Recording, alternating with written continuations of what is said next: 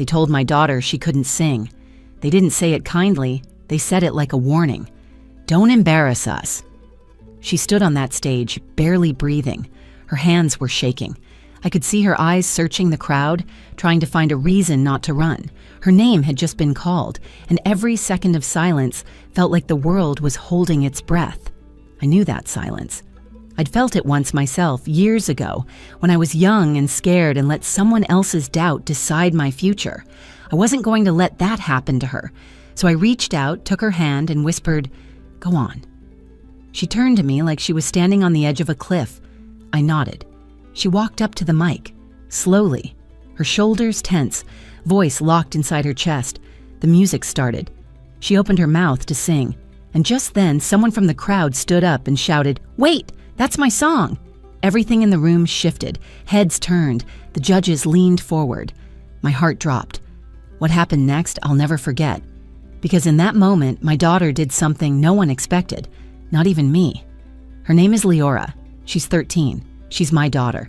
And this is the story of the day she stopped listening to the world and started listening to herself. Before that night, before the spotlight, the silence and the crowd, it was just the two of us, me and Leora, our little 2-bedroom rental in Eastwood, a peeling white fence, a patchy lawn, and a keyboard I found at a thrift store for $20. That was our world. I work 2 jobs. During the day, I'm a receptionist at a dentist's office. At night, I clean offices downtown. It's not glamorous, but it's steady.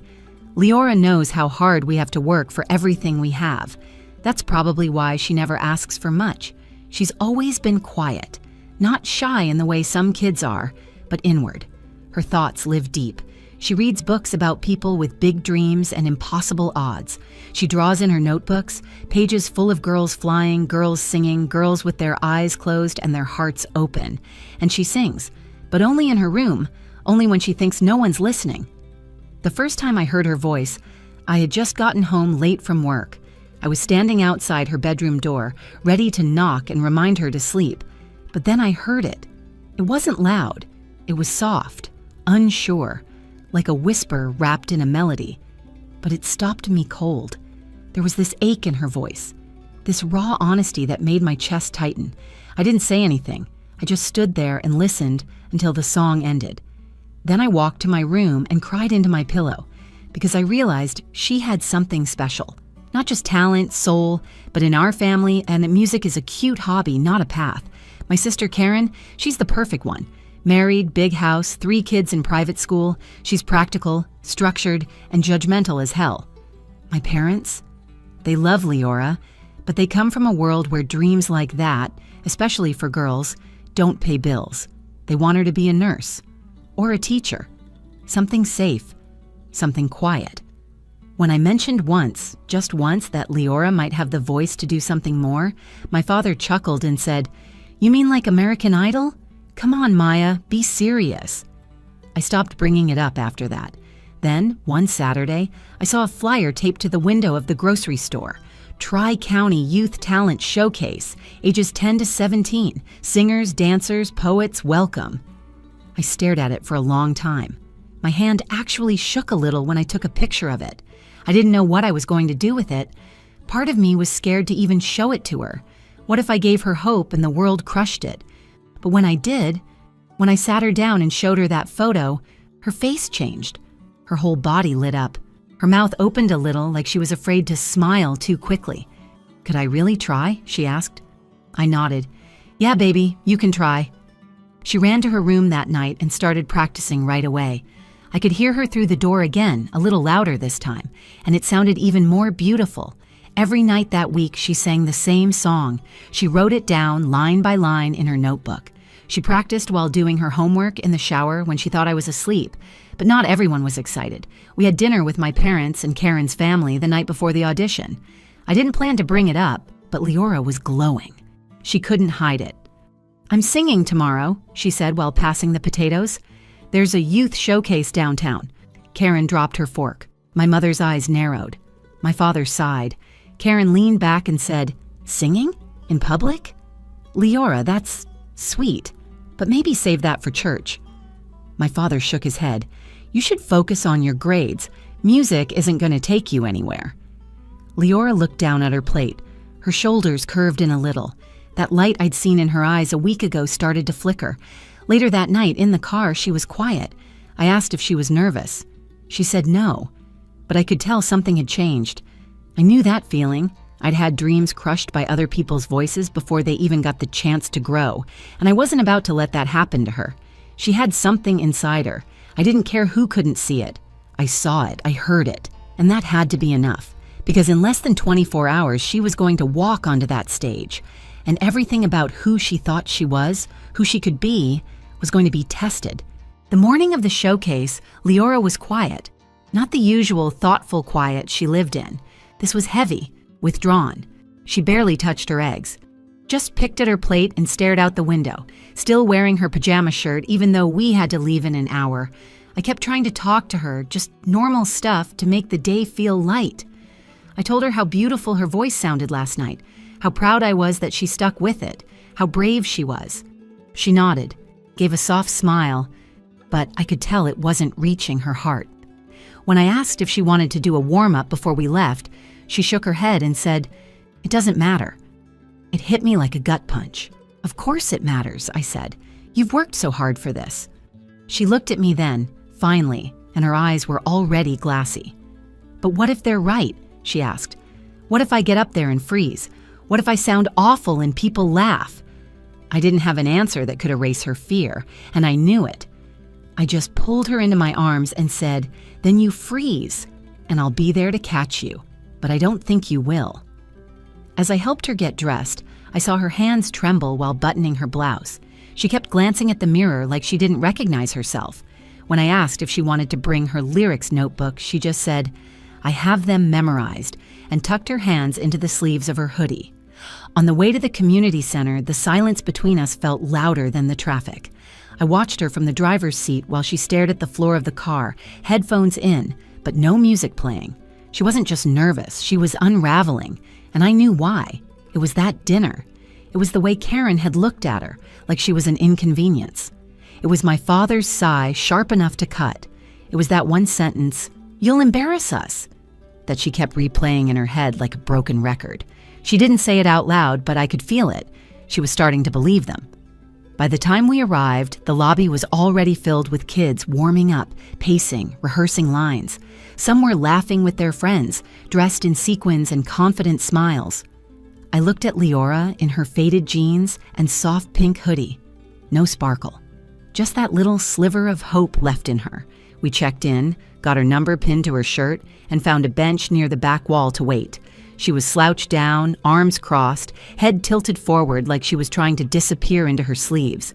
A girl with big curls and even bigger energy was warming up nearby, hitting high notes like she belonged on Broadway. Leora watched her for a few seconds, then looked away. I leaned in and whispered, "She's not you. You're not supposed to sound like anyone else." She gave the smallest nod but didn't speak. Then, right before she was called backstage, her phone buzzed. A text from Karen. I couldn't see the whole thing, but I caught enough over her shoulder. "Break a leg, just don't overdo it. There's no need to show off." Leora didn't reply. She locked the screen and handed me the phone without a word. I wanted to say something, anything, but she was already being ushered toward the curtain, and the words caught in my throat.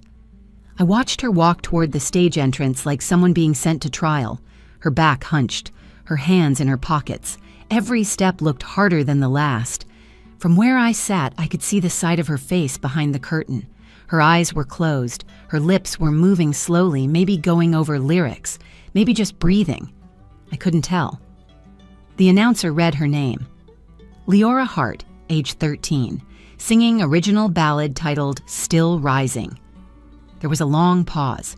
She didn't move. People started whispering. The judges looked at each other. One of the coordinators motioned toward her from the side, encouraging her to step out. Still nothing. I stood up. I could see the panic now, her chest rising too fast, her mouth tight. The words were still inside her, but fear had them in a chokehold. I made my way to the side, reached through the curtain, and took her hand. She looked up at me, startled, eyes wide like she thought she'd already failed. I didn't say much, just one sentence. "Go on." And she nodded. Not because she wasn't scared anymore, but because someone believed she could walk through it anyway. The moment she stepped out from behind the curtain, I held my breath. Her name echoed in the air again, this time more softly from the announcer, like they weren't sure she'd show. But there she was, one small girl, 13 years old, in a faded hoodie and worn sneakers, walking onto a stage meant for someone bolder. The spotlight found her, and for a second she flinched. Just the light alone seemed too much, but she kept going, slow and steady, until she reached the center of the stage. The mic stood taller than her mouth. She adjusted it with shaking hands. Her eyes scanned the crowd, hundreds of unfamiliar faces, some leaning forward, others scrolling on their phones, waiting for a reason to care. I could see the doubt all over her. She gripped the base of the mic like she needed to hold on to something or she'd float away. Her chest rose and fell, fast and shallow. Then she looked at me. I was standing just off stage, watching her from the wings, and she saw me. She didn't smile. She didn't cry, but she blinked, slowly, like she was trying to remember something. I nodded. Nothing big, just a small nod, the kind you give someone when you've got no more words but all the faith in the world. The piano track began. It was soft at first, a few slow chords, the same ones I'd heard through her bedroom door night after night, her original song, Still Rising. A song she wrote in pieces, humming into her phone, scribbling lyrics in her sketchbook when she thought no one noticed. The intro ended, and the moment came. Her mouth opened, and for a second, nothing came out. My stomach clenched. I wanted to run up there, hold her, tell them all to go home if they didn't see how strong she already was just by standing there. But then, her voice came. Quiet. Fragile but real. She sang the first line like she was testing the air. I was told to sit down, to be still, to be small. A few heads in the audience turned. The second line came clearer, stronger. I've been broken and bent, but I've never let myself fall. Something changed in her. You could see it. Her shoulders rolled back slightly, her hands unclenched. She looked above the crowd now, not at her feet. Each word she sang sounded more sure than the one before. Her voice carried not because she was belting, but because it was honest. It wasn't perfect, but it was hers, and it filled that auditorium with something that felt like truth. And then it happened. Halfway through the song, right before the chorus, a woman stood up in the third row. She was tall, maybe mid-30s, dark curls tied back in a scarf. She looked stunned. She raised her hand and called out, not angrily, not rudely, just loud enough to cut through everything. "Wait, that's my song." The whole room froze. Leora stopped singing. The judges turned. The crowd murmured. Someone near the back actually gasped. The woman started walking forward toward the judges' table. Everyone was watching her. She leaned over to one of the judges and whispered something. They nodded, glanced at each other, then waved her over. She stepped up to the mic off stage and looked directly at Leora. "I'm Valerie Quinn," she said. "I wrote that song 3 years ago. I released it online, but never did anything big with it. I thought no one heard it. I didn't think it mattered." She paused. "But hearing you sing it, like that, like it came out of your own heart, I've never heard it sound so alive." Leora stood frozen, lips slightly parted, unsure what to say. Valerie smiled. "Keep singing." Leora looked at the judges, at the crowd, at me. I nodded again. She turned back to the mic, took a breath, and continued right where she left off. This time, the words came easier. Her voice rose with each line. By the time she hit the chorus, "I'm still rising, even if you don't see me yet," the audience was silent, focused, almost reverent. The entire room shifted. The girl they ignored when she first stepped up now had them in her hands, and by the final note, all 3 judges were on their feet. When the last note left her lips, the room held its breath. No music, no clapping, just stillness. Leora stood at the microphone, chest rising and falling, cheeks flushed, eyes wide with disbelief that she'd actually made it through the whole thing. I could see it on her face. She was still waiting for someone to say it didn't count, that it wasn't good enough, that it wasn't real. But no one said anything. Then the woman, Valerie Quinn, the judge who had called out, stood up again. She stepped forward from behind the table, tears in her eyes. She walked to the edge of the stage and looked up at my daughter like she was seeing something sacred. "That was the most honest version of my song I've ever heard," she said. "It was like you took it out of my hands and made it yours." She turned to the other two judges, who were both nodding, clearly moved. One of them, a man with silver hair and thick glasses, whispered something to the coordinator. Then all three stood up together. The crowd followed. It wasn't polite clapping. It wasn't forced applause. It was raw, erupting, real, a standing ovation. People were cheering, some were wiping tears. Kids in the back row had their hands over their mouths, like they'd just seen something they didn't have words for yet. Leora turned to me. It was the smallest look, but I saw it. Her eyes shimmered not just with tears, but with something I hadn't seen in her before. Belief. She smiled. Not the kind of smile she gives to be polite or to avoid questions. This one was pure. Like something inside her had finally exhaled. She stepped back from the mic, gave a quick bow, and walked off the stage. I met her just past the curtain. She didn't say a word. She didn't need to. She wrapped her arms around me and held on so tight I could feel her heartbeat racing against mine. "I did it," she whispered. "You did." Even after they said I shouldn't. Especially after that. She pulled back and looked at me with the kind of clarity that only shows up once you've walked through fire. "I thought I wasn't strong enough." "But you were." She nodded. Then, almost shyly, "Do you think they meant it?" "The clapping?" I couldn't help but laugh, not because it was funny, but because she still didn't realize what had just happened. "I think they felt something they weren't expecting to feel. You reminded them what music is supposed to do." We sat together on a bench backstage, her head resting on my shoulder, listening as the next kid performed. The applause wasn't the same. The room was still recovering from her. A few minutes later, Valerie walked back to find us. She bent down so she was eye level with Leora and said, "Can I tell you something?" Leora nodded. "I was going to quit. This whole judging thing, music in general. I haven't written a song in almost a year. Nothing felt worth it anymore. But hearing you tonight, it reminded me why I started in the first place. You woke something up in me." Leora blinked. "Really?" "Really. And if you ever want help writing, recording, anything, you have my email now." I watched my daughter process that. It didn't fully register right away, but a seed had been planted. After Valerie left, Leora sat still for a while. Not frozen like before, but calm, quiet in the way a storm is after it's passed. On the way home, she played the audio someone had sent her of her performance. We sat in the car together, parked outside the house, listening to her voice fill the silence again. She didn't flinch. She didn't say it sounded weird or ask to turn it off. She just listened. Later that night, after she went to bed, I got a message from my sister Karen. "I watched the video. I was wrong. She's something else. Tell her I said so." I read it twice, not because I needed to believe her, but because I wanted to remember this moment. The moment when someone who said she couldn't finally had no choice but to admit she could. And all because she stood still, took a breath, and let the world hear what she'd kept hidden for so long. Leora didn't just sing. She showed up. And they stood for her. The next morning, I walked into Leora's room expecting to find her asleep, completely wiped out from everything that had happened the night before.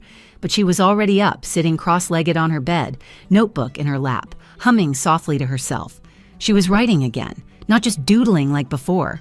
She had lyrics, lines crossed out and rewritten, arrows pointing to new verses, whole stanzas spilling over the edge of the page. I stood in the doorway for a moment and just watched her. She looked different, not in any big dramatic way, but the way she held her body, straighter, more open. Her eyes had that kind of quiet fire, like something had been lit inside her that wasn't going out anytime soon. When she noticed me, she smiled. "New song?" I asked. She nodded. "It started coming to me last night." "You want help?" She paused, then grinned. "Maybe, just the chorus." That small moment meant more to me than she knew, not just because she was writing again, but because she was letting herself want something, letting herself believe she had the right to create. Later that day, the organizers posted the performance videos online. Leora's went viral locally. Not millions of views, but enough. Comments poured in. People called her brave, honest, inspiring. Some shared stories about being silenced when they were young, about parents who didn't understand, about teachers who laughed when they tried. One comment said, "I cried watching this." Your daughter sang the words, "I wish I'd had the courage to say when I was 13. Leora read that one out loud 3 times. That night, we sat on the couch together watching her video on the TV, and she finally asked the question I'd been waiting for. "Do you think I could really do this?" I didn't pretend to know how the music industry worked. I didn't throw statistics or pipe dreams at her. I just said, yes, because it's in you, not just the voice, but the truth, and the world needs more of that. A few days later, Valerie Quinn kept her word. She emailed us a list of open mic nights, songwriting camps, and one local program where kids could record demo tracks with mentorship. She even offered to let Leora shadow her in the studio for a day. Suddenly, the world that once seemed out of reach was inching closer. But it wasn't just the opportunities. Something had shifted in our family, too. Karen came by a week after the showcase with a bag of pastries and an apology wrapped in awkward silences. She didn't say the exact words, but she brought a gift for Leora, a leather-bound songwriting journal, and wrote on the first page, "To Leora, keep going."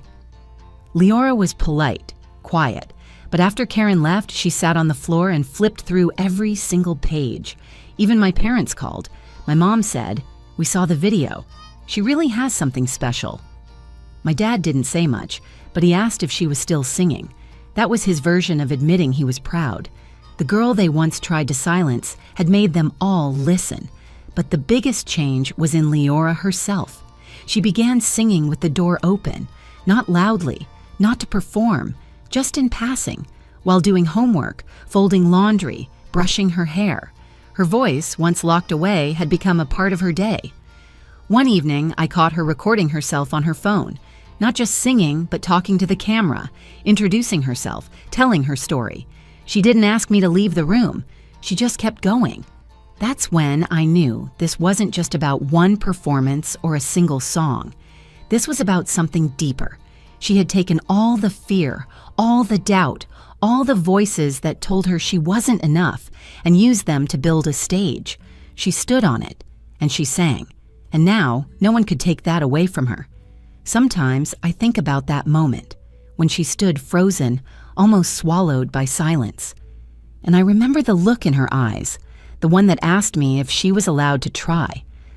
I'm so glad I told her yes, because when the world tells your daughter she can't, and you help her believe she can, you don't just change her future. You help her change the world. So if you're watching this and you've ever been told to sit down, stay quiet, or shrink who you are just to make someone else comfortable, this story was for you. And if you're a parent, a mentor, a friend, remember that one small moment of belief can change someone's entire life. It did for my daughter. If this story moved you, share it. Someone out there might need to hear it today. Comment below. I'd love to hear your stories too. What did someone once tell you you couldn't do? And what did you do anyway? And if you want more real stories like this, about courage, about heart, about finding your voice, make sure you subscribe to the channel. Thanks for watching.